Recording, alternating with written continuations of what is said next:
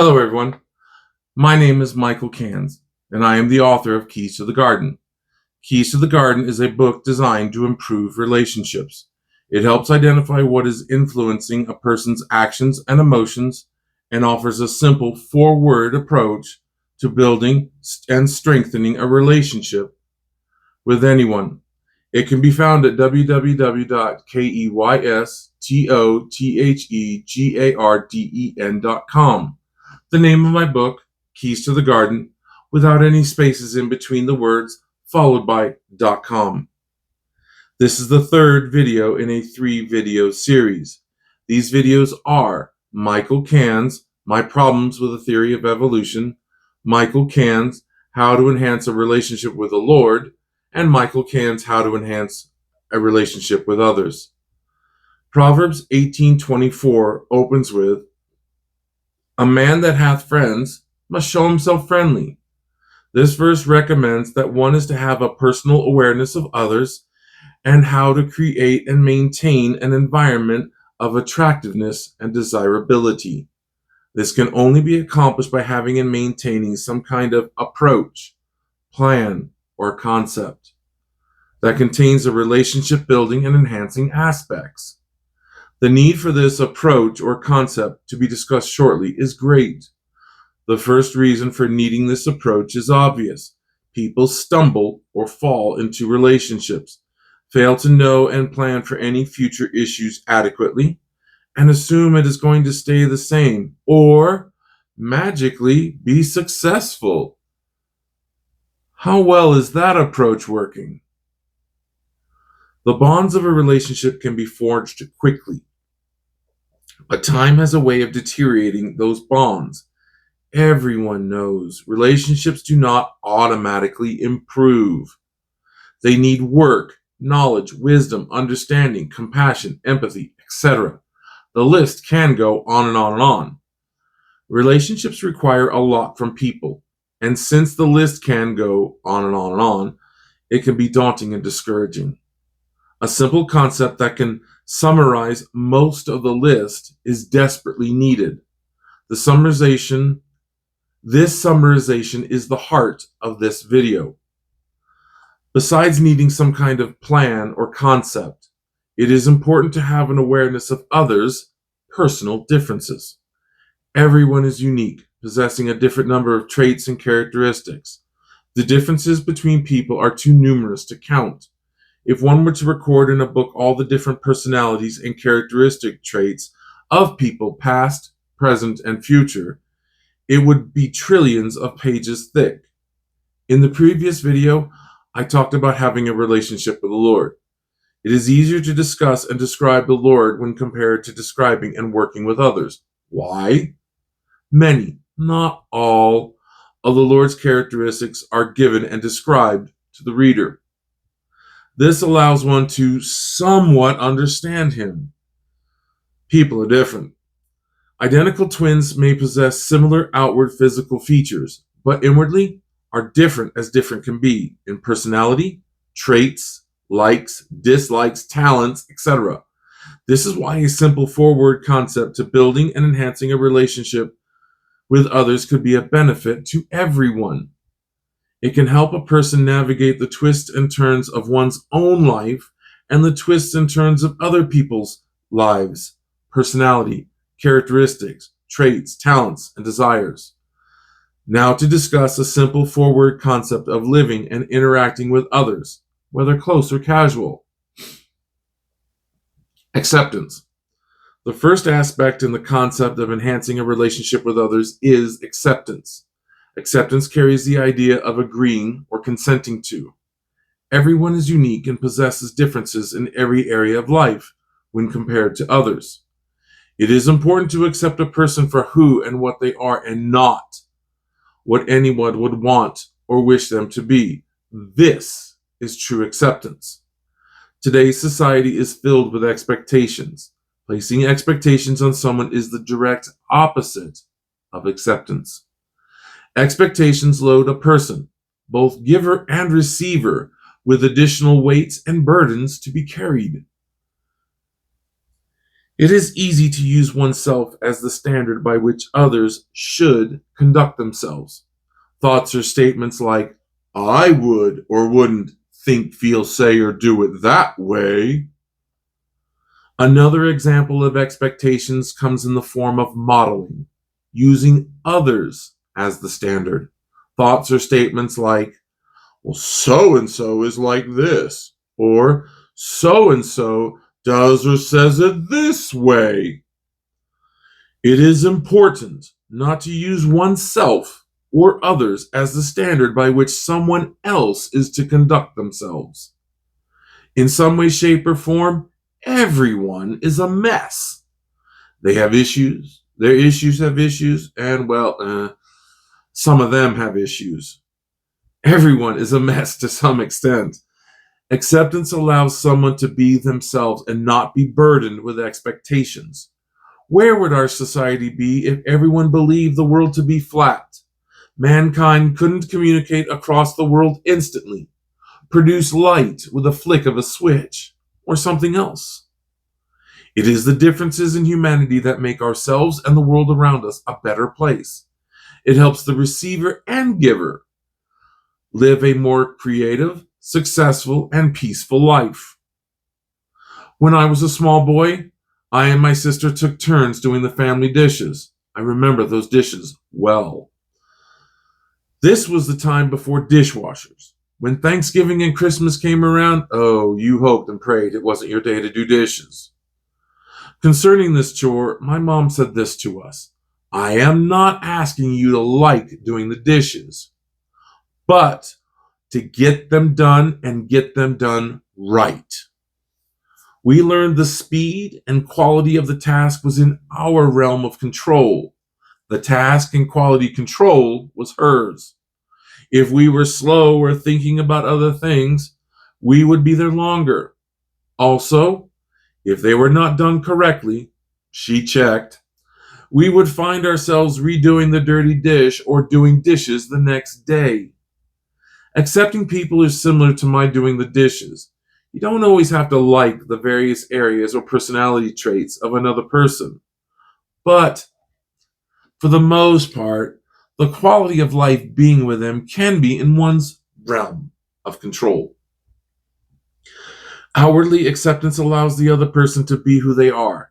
It is realizing they, the other person, are not a project to be fixed or re engineered, nor is it turning a blind eye or surrendering of one's own set of beliefs and opinions.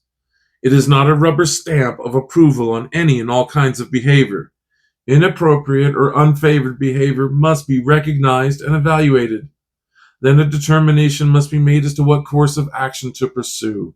It could be some type of adjustment, compromise, or seeking the counsel of friends, family members, professional counselors, or legal assistance. Outward acceptance is giving others the freedom to express, develop, and change into the person they hope or want to be. Forcing or any acts of coercion can only go so far in modifying or influencing someone else's behavior. Internal changes help a person to truly adapt and improve themselves in a more effective, efficient, and long-lasting manner. However, a gentle, kind, loving whisper can have the possibility of producing beneficial and desirable changes for everyone. Oftentimes, the most difficult step in any journey is the first step. The first step in the journey to a better relationship with others is acceptance. Inwardly, accepting another person's various traits can be challenging. Why? It usually requires one to operate outside of their control and comfort zones. Acceptance can give the giver a feeling of uneasiness and unsurety. Because of this, many people who have made the initial steps of acceptance will revert and retreat back to their own view of acceptable norms. It is just an easier thing to do and live with. This is why true acceptance is so challenging. A person is not only struggling to accept the other person, but they are also struggling against their own selves. Yet I believe true acceptance can present one with amazing possibilities. It's like the old saying, nothing ventured, nothing gained. The journey of acceptance might produce something wonderful with the next step. Respect.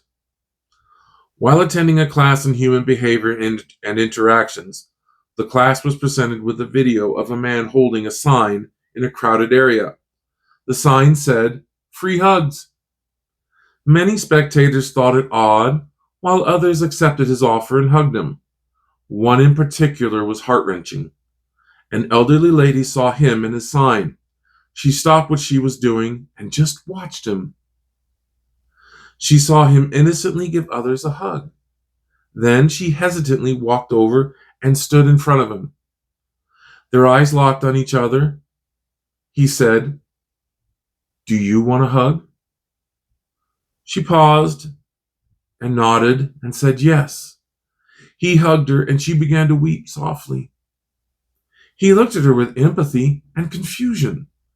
She noticed and said that her husband of 40 years had passed away.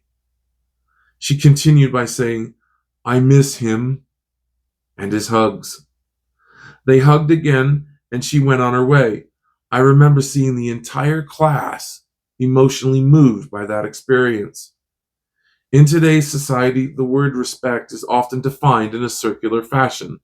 They use the word respect to define the word respect. The word respect carries the idea of valuing or placing worth on someone or something else. To the world, there was only a sign saying, "Free hugs." To the man, the elderly lady, and all the others who received the hug, they heard, "You are important, loved, special, and cared for." In a relationship, respect is not a word meant to force others to do your will. This is selfish and disrespectful. In a committed relationship, two people have entrusted the other with their life. They want the other person to incorporate their values into their own values by being empathetic to their wishes, feelings, and care about them in a special and private way.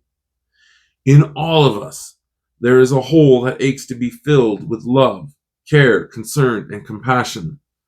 There is a small voice asking the world, "Does anyone think I'm important or valuable?" Demonstrating respect passionately communicates this message to them: You are loved, and I am so glad you are in my life. Support. Support is adding the other person's wants, needs, and wishes to your own set of wants, needs, and wishes. It is being a shoulder for them to lean on, hands to help them accomplish various tasks, and a back willing to help them carry their loads. It is important to note, healthy support is not surrendering one's own wants and wishes, but merely an act or actions of inclusion. Acts of support should never be overlooked or underestimated. It could be helping someone with a project, brightening someone's day, being an emotional shoulder to lean on, or a listening ear. Supporting others can have a way of feeding one's soul, and it can nurture their inner need to feel loved and provide healing and assurances. Oftentimes, it can be a lifeline in many of life's situations. Actions of support can make one be someone else's hero or guardian angel. It's easy to say, "I will help you do this and that and this and that," but quite another to actually do it. It has been said, actions speak louder than words. This is true.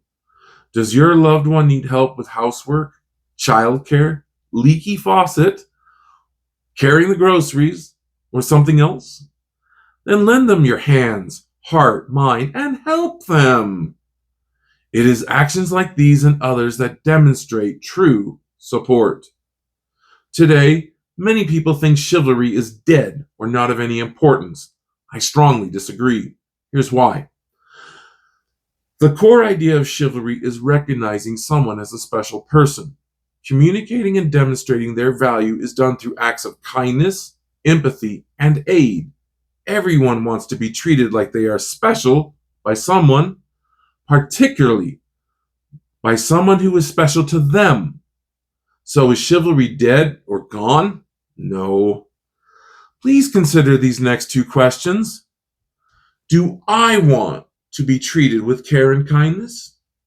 Or, if I don't treat others with care and kindness, who will? The aspect of respect is the head and heart of the relationship, while support is the hands, feet, and shoulders of the relationship. People need and want respect and support to live, think, move forward with their lives, and deal with all the variables in their lives. Encouragement. What do you call a room without any decorations or creature comforts? It's called a jail cell. It's a place of confinement without any human touch of warmth, hope, or happiness. A relationship is supposed to be a hopeful, bright, and happy place. A place filled with loving memories, hope of better things to come, and a future of excitement. Encouragement can come from many different sources. The three previous aspects, acceptance, respect, and support, are great sources of encouragement. Who wouldn't want to be accepted for who and what they are? Who wouldn't want to be found desirable and valuable? Who wouldn't want to have someone help them in their day-to-day events of life? Who wouldn't want that kind of person in their own lives? Gary Chapman's book, The 5 Love Languages, is a tremendous book on how a person can efficiently and effectively encourage others. There have been many that did not understand why they were having the opposite intended response to their actions of love and adoration. A few times I have known someone to have the love language of gifting. I have asked them this question: have you ever been accused of trying to buy someone's love and affection? With a look of amazement, they reply, "How did you know? Did someone tell you?" I replied, "No. There is a high chance a person whose love language is not gifting to respond to someone's gifting language in that manner. This opposite effect scenario could easily be demonstrated with the other 4 languages. So, what is the purpose of encouragement? It is to fill a person's heart with joy and put a smile on their face. It is to be the joy and smile. It is enabling the other person to feel the need to have you in their life. It is giving them the ability to say, I appreciate you so much. I couldn't think of a life without you. Or, you are my angel. The previous statements are possible, but only to those who demonstrate the importance of their love to their loved ones. Many people want a relationship filled with wonder, amazement, and magic. Who doesn't? But those willing to be the wonder, amazement, and magic are the best candidates for having a chance at that kind of relationship. In other words, if you want a magical relationship, you have to be the magic. Someone has to display a life committed to the other person. Why not be that person? They say opposites attract. Why? In my opinion, I think it's a natural force of nature. The differences tend to bring a new source of energy and excitement to one's life. But in the course of time, those differences can and often do become a source of annoyance. This type of relationship will, at some point in time, experience a level of difficulty. Why? Someone failed to evaluate their own future needs and desires to the other person's needs and desires. They failed to have any relationship building and enhancing approach. They only looked at the present status of things and assumed it would always continue. Life has taught this lesson time and time again. Things will always change. To those who have had this lesson, they have learned an important principle. Those who fail to plan to fail. This concept of acceptance, respect, support, and encouragement is a plan to increase the chances of having a safe, successful, secure, fun, peaceful, and desirable type of relationship. Consider the elderly lady who needed and received a hug from a complete stranger. Her husband was more than a title, spouse. He was the one who had accepted and learned to grow old with her. He said and did things to make her believe she was his number one priority in life. He helped her with her daily to-dos. He helped carry the groceries into the house, retrieved the items from the top shelf, and took care of her when she wasn't feeling well. He carried his own burdens and responsibilities, and some of hers. Maybe he would wink at her, hold her hand, and smile. Often, he would say, "I love you," in the store, car, and home. He would place his arms around her and give her a gentle, reassuring squeeze. Maybe she loved to snuggle, and he learned to take his snuggles like a man. Maybe he did this and that and this and that, but now he's gone. In a single moment of time, everything she loved and relied upon was violently and abruptly ripped away from her, leaving an open and painful wound. Day in and day out, she had to do everything he did for her while feeling the pain and turmoil in her heart. Every day she would feel stuck between the land of the living and the land of the dead. Then one day, there was a man with a sign saying, "Free hugs." For a brief moment, she felt acceptance, respect, support, and encouragement, and all from a single hug. As stated before, to write a work on all the various personalities and other human components would fill a volume with trillions of pages. But one might say, "You don't know so and so." You're right, I don't know them. But you do. You, not me, are the only one who can build and enhance a relationship with them. No one can give anyone a complete or comprehensive approach to building and enhancing a relationship. The only thing that can be given is a concept. There are many. The concept I am recommending is acceptance, respect, support, and encouragement. This concept flows easily and feels natural. Accept and discover the person for who and what they are. Respect them with various actions and words that say, "You are important and valuable to me." As much as you can, support and help them in the various areas of their life and endeavors.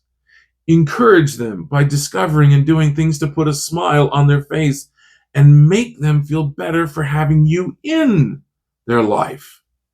That is it. Are there blanks in this system? Yes. But you are the only one who can fill in those blanks and use that information to build and enhance a relationship with them or anyone else. These concepts can and will take a lifetime to implement and maintain, but they can offer one a very rewarding and fulfilling life. This is the end of my discussion on how one can enhance their relationship with others. If you wish to have any of these transcripts, they can be purchased for $2 at my website, www.keystothegarden.com. The name of my book, Keys to the Garden, without any spaces in between the words, followed by .com. It will take you to a page with a white picket fence. But if finances are tight, please type John 3:16 as the promotion code and there will be no cost to you. This promotion code only applies to the video transcripts, not the book, Keys to the Garden. One last thing. I'd like to ask a favor of you. Please tell others about these videos through your social media accounts or by other means. I would greatly appreciate this. This work is meant to be a helpful resource. Again, my name is Michael Kanz, and I am the author of Keys to the Garden, a book that is designed to help people live better with one another. Thank you for your time. Take care, and Lord bless.